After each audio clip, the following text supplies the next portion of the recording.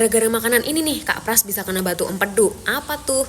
Nah, jadi teman-teman semuanya, aku mau cerita dulu gimana awal kisah Kak Pras kena batu empedu. Jadi awalnya itu kan kayak ngerasa sakit perut, yang sakit perut luar biasa. Nah, itu awalnya cuma dikira asam lambung. Jadi kayak dugaan sementara itu asam lambung. Tapi setelah diminumin obat asam lambung itu kok malah nggak sembuh, malah tambah parah, malah tambah nyeri itu si perutnya. Akhirnya waktu itu nyari karena ngerasa udah nggak beres, nyari RS, dan di situ diperiksa di RS ya, salah satu di Jogja lah.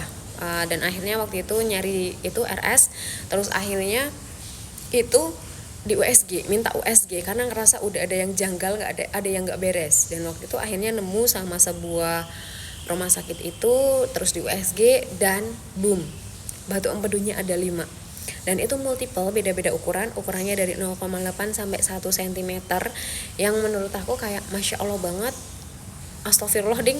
Nah itu kenapa kok bisa batu empedunya itu ada 5, satu aja kan kita udah mikir kayak satu aja nih udah bahaya, udah sakit nih, apalagi 5, nggak kebayang tuh sakitnya kayak gimana. Dan waktu itu tanya ke dokter kayak kenapa kok bisa, sebabnya apa. Salah satunya itu makanan, kan dikasih tuh makanan list yang ternyata itu penyebab batu empedu ini.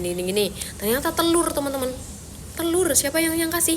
Kayak telur, makanan yang bergizi, kita pikir banyak protein, enak. Nah, ternyata bisa picu batu empedu. Nah, ternyata gini, karena telur itu kan dia mengandung kolesterol yang tinggi. Nah, ini bisa memicu batu empedu tadi. Jadi kalau misalkan makan telur, Kak Pras itu nggak cuma satu. Nah, apapun yang kebanyakan nggak baik ya, kecuali uang, ya nggak sih?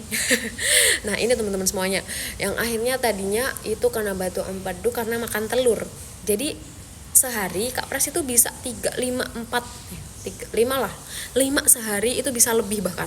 Dan ini menurut aku yang dimana dia bisa kena batu empedu. Dan waktu itu takut kan nggak bisa sembuh, takut kalau misalkan harus sampai ke operasi, nyari cara gimana caranya bisa sembuh lewat yang lain.